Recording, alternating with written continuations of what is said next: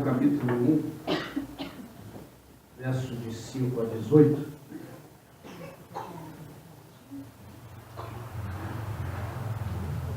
Lembrando, dê uma olhadinha no seu boletim. Tá? Tem mais avisos, mais informações aí. E um especial, não vai embora sem dar um abraço apertado no Kleber, que já está aqui. Você manda uma mensagem para eles estão comemorando aniversário hoje. Aniversário de casamento. E casais, fiquem de olho. Dia 30, último sábado desse mês, nós retornamos o encontro, nosso encontro de casais. Tá? Tem aí as informações aí. Abriu lá, ligou lá, Tiago 1. Feche teus olhos mais uma vez, vamos orar. Pai, em nome de Jesus. Como é bom adorarmos o Teu nome. Como é bom estarmos na Tua presença. Como é bom saber, ó Deus, que o Senhor cuida de cada um de nós de forma especial. Que os Teus olhos não são fechados, Teus braços não são encolhidos, os Teus ouvidos não são surdos nas nossas orações. Por isso, Pai, revele a Tua vontade e fale aos nossos corações e vidas hoje. E que ninguém saia daqui da forma que entrou, mas que saia mudado pelo Teu Santo Espírito. E que o mesmo encontre ouvidos prontos a ouvir essa voz. É que eu lhe peço e te agradeço em nome de Cristo Jesus. Amém e amém. Tiago capítulo 1, versículo 5 ao verso 18 diz: Se algum de vós tem falta de sabedoria, peça a Deus, que a concede livremente a todos sem criticar, e lhe será dado. Peça, porém, com fé, sem duvidar. Pois quem duvida é semelhante à onda do mar, movida e agitada pelo vento.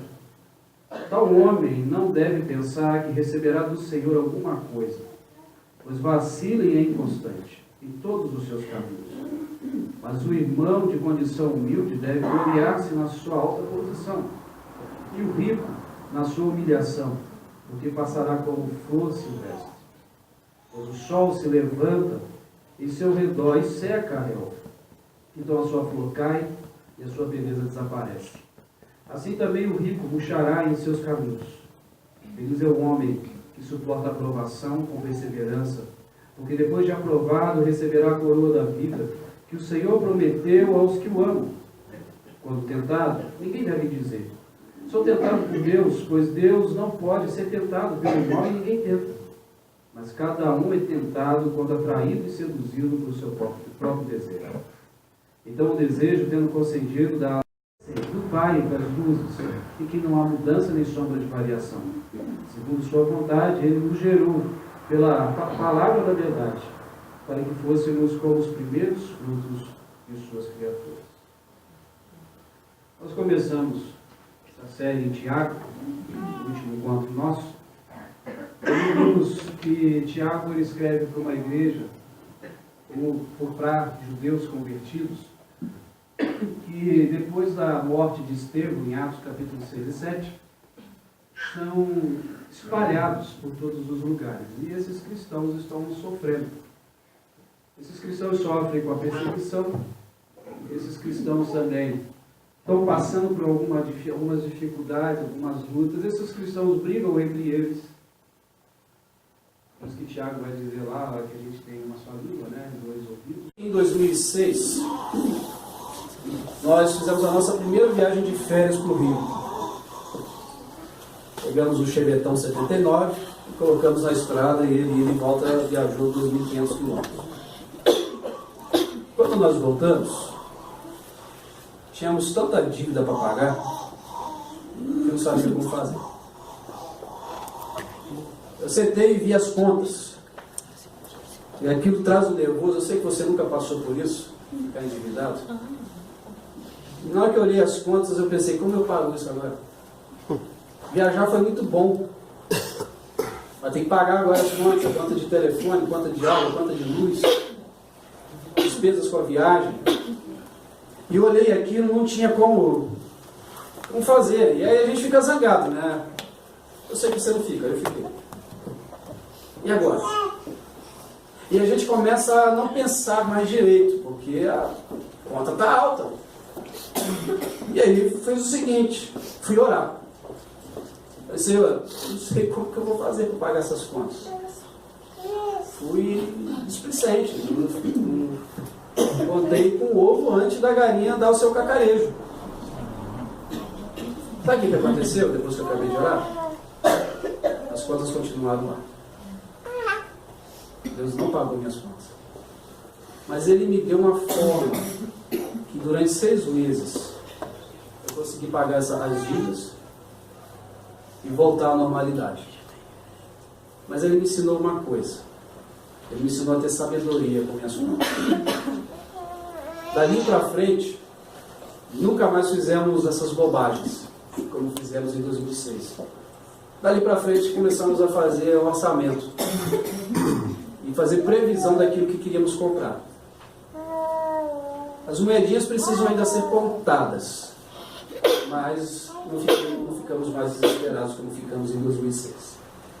Pedir sabedoria a Deus para viver neste mundo é mais ou menos isso. É você pedir a Deus que te dê direção naquilo que você está passando, precisando ou que vai passar. Depois dessa situação lá de 2006, eu entendi isso. E Ele foi dando ali aquilo que eu precisava. Receber a sabedoria de Deus, Tiago vai dizer que a gente precisa pedir para Ele.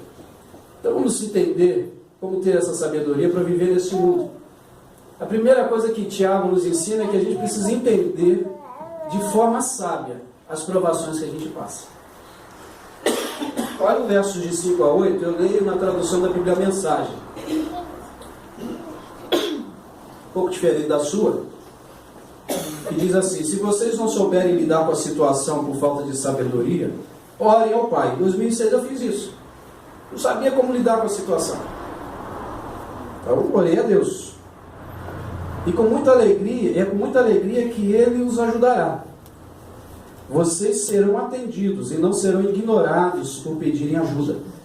Tenham toda a coragem ao pedir e acreditem de verdade, sem pensar 2 vezes. Os que duvidam quando oram são como as ondas do mar, levadas pelo vento. Não pensem que essa gente conseguirá receber alguma coisa do Senhor, pois nunca tomam uma atitude, sempre duvidam de tudo. O alvo de Deus com as provas na nossa vida é para trazer maturidade para a gente. Colossenses 1,28 diz: a Ele anunciamos, aconselhando e ensinando todo homem com toda a sabedoria, para que apresentemos todo homem perfeito em Cristo. Quando a gente passa por algumas situações que a gente se questiona por que eu estou passando por isso, é justamente onde Deus quer trabalhar na sua vida e te dar maturidade. Lembro de uma vez que trabalhei com um rapaz, ele havia se divorciado, a esposa dele o traiu, e ele sofreu demais com aquilo. A gente trabalhou e ele sempre perguntando por quê, e a minha resposta, não sei. Ele não tem resposta para tudo. Mas eu disse para ele: olha, um dia Deus vai usar essa tua situação para ajudar outros. E ele, aquela pergunta clássica: será? E ali a gente ficou trabalhando com aquele rapaz, e um dia ele chegou e disse: pastor, eu estou aconselhando um amigo meu que a esposa traiu ele.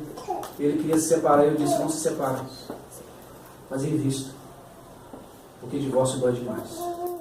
Eu disse para ele: lembra que eu te falei há algum tempo atrás que Deus ia usar essa situação para você abençoar alguma vida? Então Deus está usando. A gente não entende o que está acontecendo, o que vai passar, mas o que Tiago está ensinando para a gente é que nesses momentos que vem as provas, a gente tem que entendê-las e fazer uma pergunta muito simples para Deus: Deus, quando que eu vou usar isso? Qual é a finalidade disso? O apóstolo Tiago nos ensina que pedir sabedoria a Deus, e sabedoria não é simplesmente conhecimento, mas sabedoria é usar de forma correta o conhecimento. Como que eu uso o conhecimento que Deus está me dando? De que forma certa? De que jeito? Porque às vezes você é um bom profissional, mas você não usa de forma correta aquilo que você tem. Você adquiriu conhecimento na sua caminhada, mas você não sabe usar esse negócio. Então não adiantou nada. Quando a gente pede algo para Deus, Deus me ensina. Quando eu pedi a Deus: o Senhor me ajuda a sair dessa dívida agora, em 2006, Ele me deu instrumentos, Ele me deu algum recurso. Eu tenho que usar. Ele não simplesmente falou assim, vai amanhã na conta que eu depositarei para você total da sua dívida. Sabe o que ia acontecer? Deus iria criar um filho mimado em que todo momento ia ficar contando com o ovo antes que a galinha cacarejasse. Porque já que Deus coloca lá na boca, para que eu vou me preocupar? Para que eu vou me administrar? Para que eu vou ser maduro? Sabedoria é justamente saber usar aquilo que Deus nos dá. E Deus já nos deu algumas ferramentas, por exemplo, a Bíblia. Se nós estudarmos, se nós lermos, se nós nos aprofundarmos, se nós nos preocuparmos com ela, a gente vai conseguir solucionar aí, talvez 50% de algumas coisas da nossa vida. E hoje está tão fácil para a gente ler a Bíblia, porque ela tem até no celular. Né? Eu posso ler em qualquer lugar, em qualquer horário, em qualquer momento. Não preciso carregar um livro desse tamanho. Posso carregar... Não, assim não, né? Hoje o pessoal quer um grandão, né? Aí deu a Bíblia. Ele também nos concede outras ferramentas, como a própria igreja. As orações. Então, o que Tiago ensina para aquela igreja, ensina para nós, olha, peça sabedoria a Deus, ele está pronto. E detalhe, na Bíblia a mensagem, ele diz que ele está desejoso para ouvir você. E ele não vai te criticar, ele vai dizer, pô, de novo. Lógico, depois de 2006, não entrei mais naquele tipo de dívida, mas de vez em quando ele dá uma vacilada. E sobra mês no final do salário. E as moedinhas de 5 centavos têm um valor enorme. Mas a gente entendeu que precisa cada dia ficar mais maduro. Somos levados muitas vezes a olhar as provações e ter fé diante delas. Olha o que diz os versos 6 a 8 aí. Peça, porém com fé. Interessante como que a gente não consegue ter fé ao pedir sabedoria e direção a Deus. Pois quem duvida é semelhante à onda do mar, movida e agitada pelo vento. E tal homem não deve pensar que receberá do Senhor alguma coisa, pois vacila e inconstante em todos os seus caminhos. Sabe o que Tiago está dizendo? Que pessoas que pedem com fé, mas não vivem, são pessoas inconstantes. São pessoas que acordam na segunda-feira com uma fé que remove montanha de lugar. Sabe que lá que dobra o joelho, alguma coisa vai acontecer. Está com uma fé, mas na terça-feira, se encontrar uma pedrinha desse tamanho, já vê que não dá, não passa. São pessoas inconstantes. Eu sei que você não é assim, mas tem pessoas assim. E Tiago vai dizer, olha, é como a onda do mar. O vento balança para cá, balança para lá, são ondas inconstantes, nenhuma onda é igual a outra. Lógico que tem dias que a gente acorda assim meio para baixo. Nós somos seres humanos. Mas o que Tiago está ensinando, se você tem fé, a tua fé tem que ser firme, porque você não está pedindo para qualquer pessoa. Você está falando com Deus.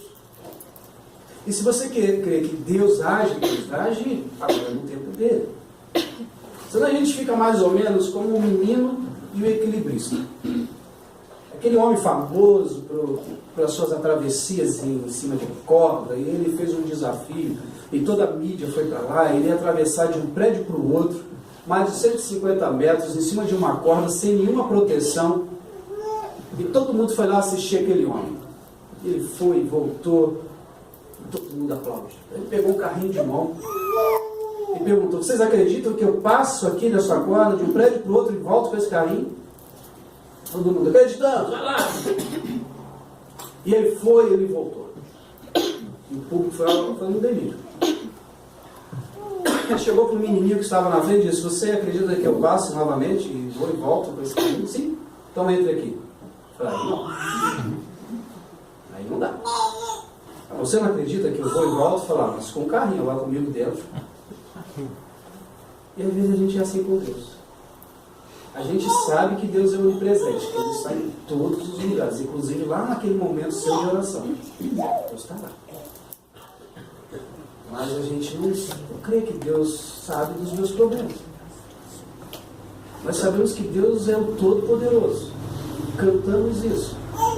Mas gente tem lá uma dúvida se Ele tem poder para resolver as nossas dificuldades. A gente sabe que Deus é o Criador e sustentador desse universo. Até a hora que a gente pensa que o nosso problema Ele não vai resolver. A gente é igual um menino e o outro equilibrista da corda. A gente tem algumas dificuldades de saber se Deus realmente vai resolver. A gente age como aquele diácono que um dia de culto de oração pediu, passou para orar por uma irmã enferma e disse: Deus, não sei se o senhor sabe, mas a irmã fulana está internada. Será que Deus não sabe disso? Queridos, a gente precisa entender as nossas provas, as provas que Deus traz sobre a nossa vida, e sem duvidar, sem ficar com o pé atrás, saber que Ele é Deus. Ele nos dá as responsabilidades, sim, nós temos responsabilidade no momento de prova. Porque tirar a pedra e tirar o pano de Lázaro cabia àqueles que estavam lá. Ressuscitar o morto era comigo. Deus, Ele vai resolver, mas tem coisas que é para a gente fazer. Não tem jeito. Tem coisas que a gente vai ter que se virar. E a gente vence. Tiago também nos ensina que a gente precisa se alegrar com as riquezas espirituais.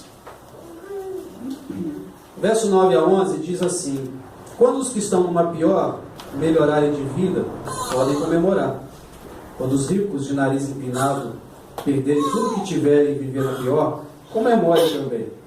As riquezas têm vida curta como uma flor do campo.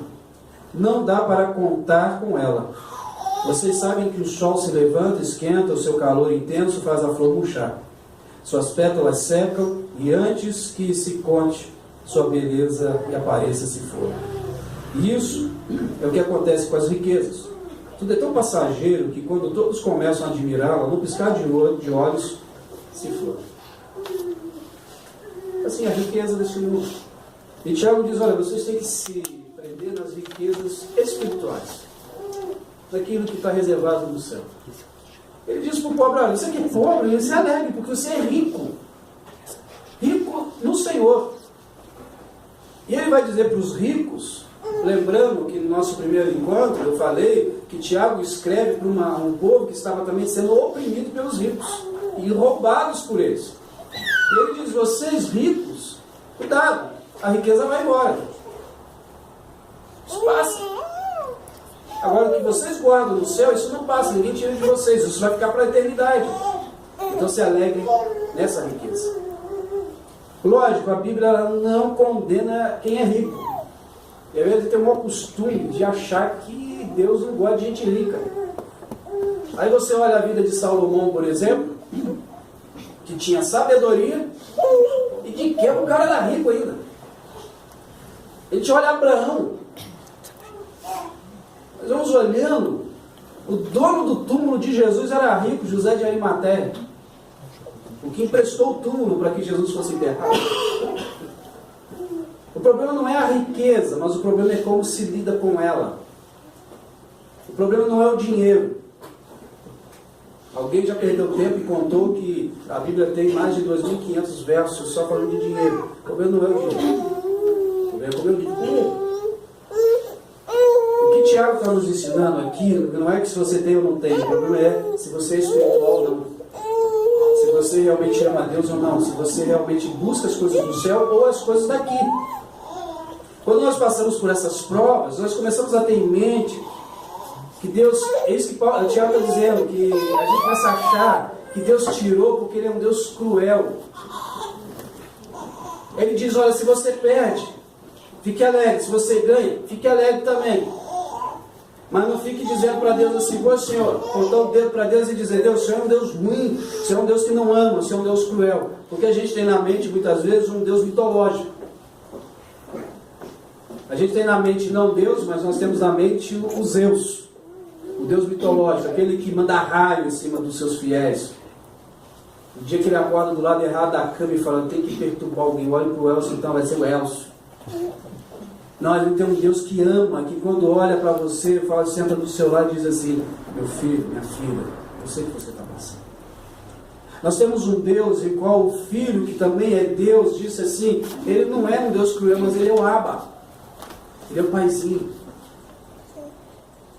A gente precisa entender que as nossas riquezas não são para aqui, mas são eternas.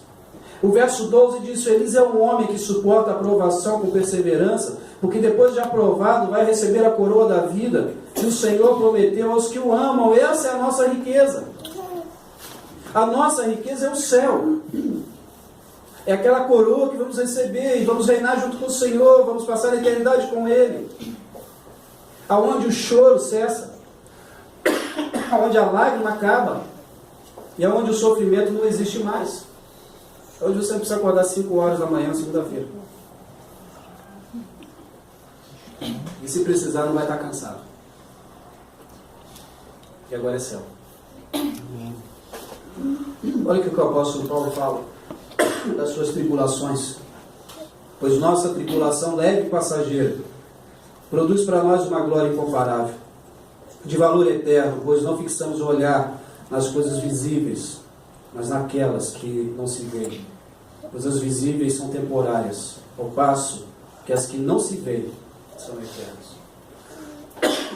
Quem escreveu que as nossas tribulações são temporárias foi um homem que tinha suas costas rasgadas de tanto apanhar. Foi um homem que estava sendo condenado à morte por pregar o Evangelho. Foi um homem que foi humilhado porque era um discípulo de Jesus, que está dizendo: isso aí que eu estou passando, isso é nada.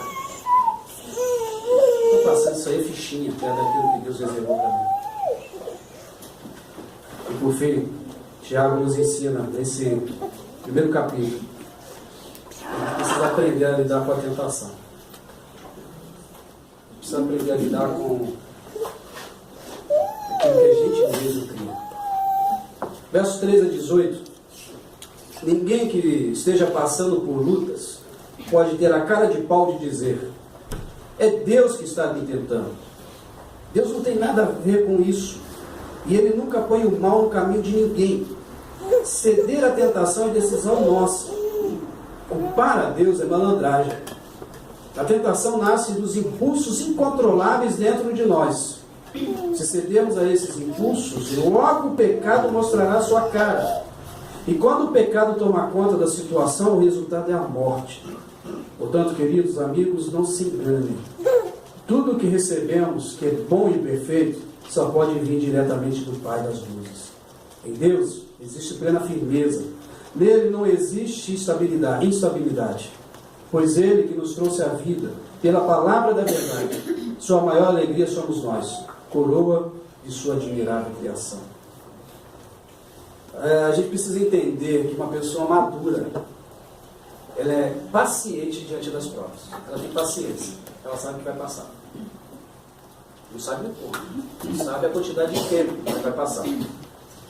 E as provas, como nós já aprendemos, elas são enviadas para que a gente cresça, para que a gente aprenda, para que a gente deixe algumas coisas que estão dentro de nós. Mas as tentações são armadilhas do diabo. Lembra quando Jesus, depois de 40 dias de jejum, vai para o deserto para ser tentado pelo diabo? A primeira coisa que o diabo fala para ele é que era para transformar pedras em pães. Mas é interessante que a dificuldade ali não era transformar pedras em pães, mas foi a proposta. E a proposta do diabo foi a seguinte, verso 3 de Mateus 4. Então o tentador aproximou-se dele e disse: se tu és filho de Deus, ordena que essas pedras se transformem em pães. O problema foi que ele disse: se você é. Ele colocou em dúvida o amor de Deus na vida de Jesus. Sabe o que o diabo está dizendo aqui? Se você não lembra, eu vou te lembrar. Se você é filho de Deus, por que você está passando fome? Se você é filho de Deus, por que você está aqui no deserto? Ué, que pai é esse? Que Deus é esse que deixa vocês passar por isso? Ué, se você tem esse poder todo, transforma logo a pedra em pão e come, ó. Se você é filho de Deus. Nos momentos das provas, nós somos tentados a duvidar de Deus. Nós duvidamos de Deus, duvidamos que Deus age. Aí as provas se transformam em tentações. É isso que o Tiago está dizendo. E Deus manda a prova. A prova é o quê? É para você ser aprovado. Então não tem muita coisa para explicar aqui. O problema é que a gente pega uma coisa boa e transforma em uma coisa ruim. Dou um exemplo, alguns exemplos. Primeiro, No dia que você faz prova na escola e você tira uma boa nota, porque você não colou, mas você tirou uma boa nota, você se alegra.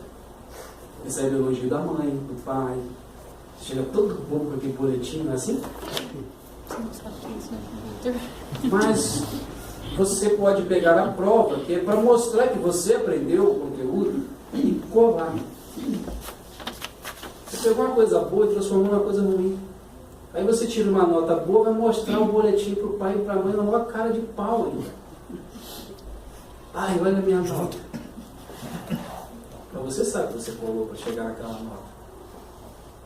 O que Tiago está dizendo é o seguinte: olha, a gente quer colar na prova.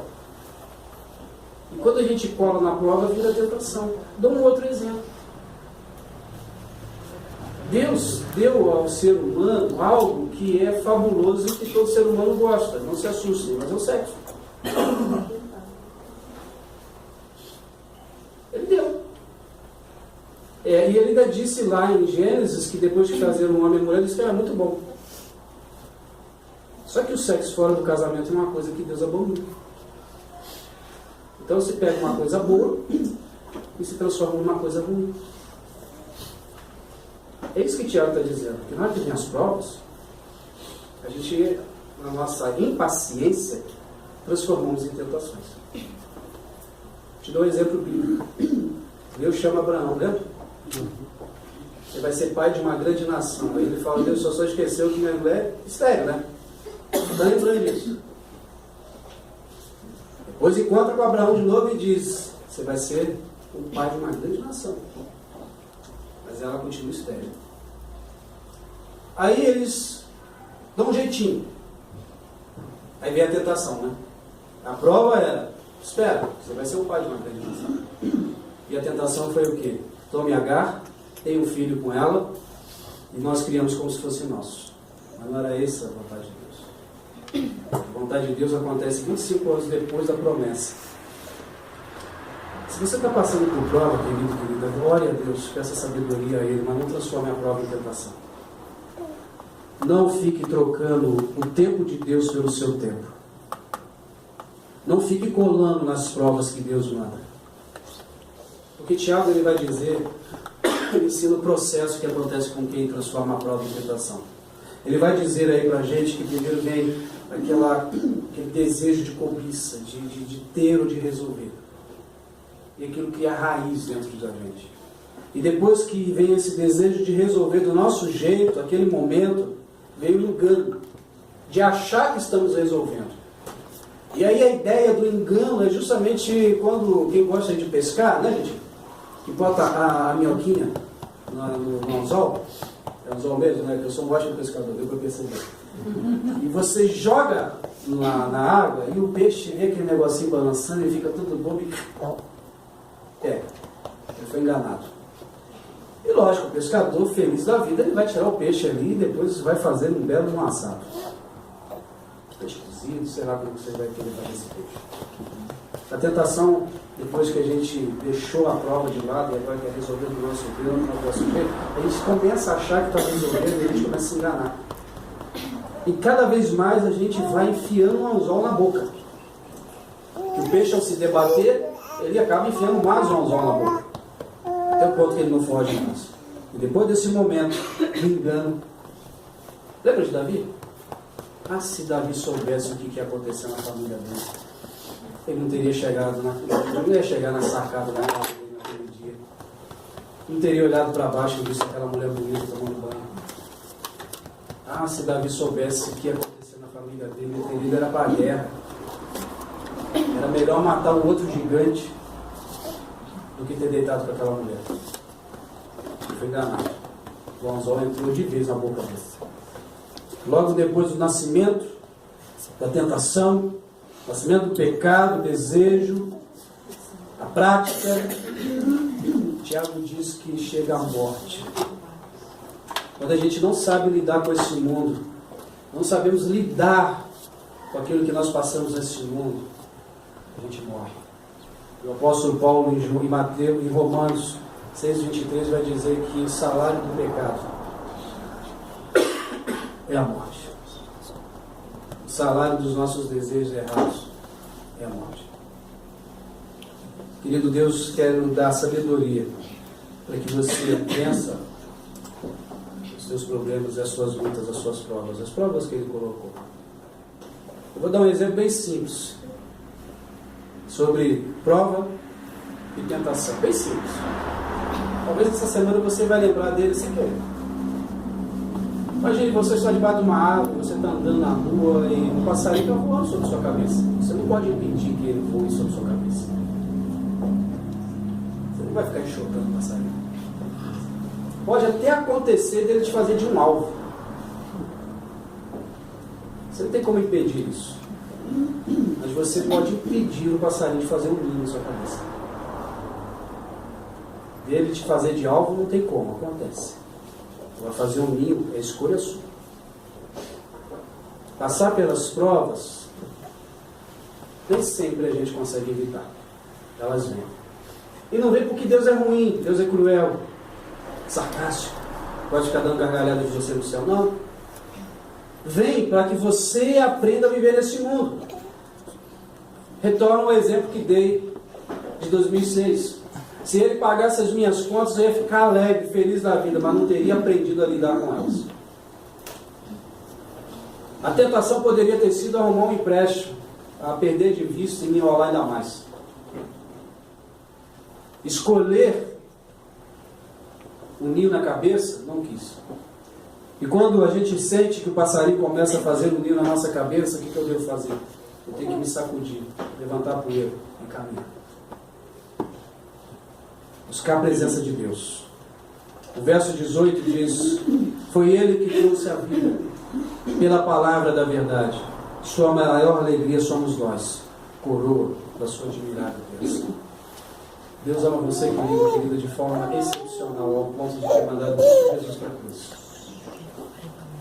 Então Ele já nos deu um caminho para suportar as provas, vencer e sermos diferentes aqui. Então transforme as suas provas em glórias a Deus e não em tentação.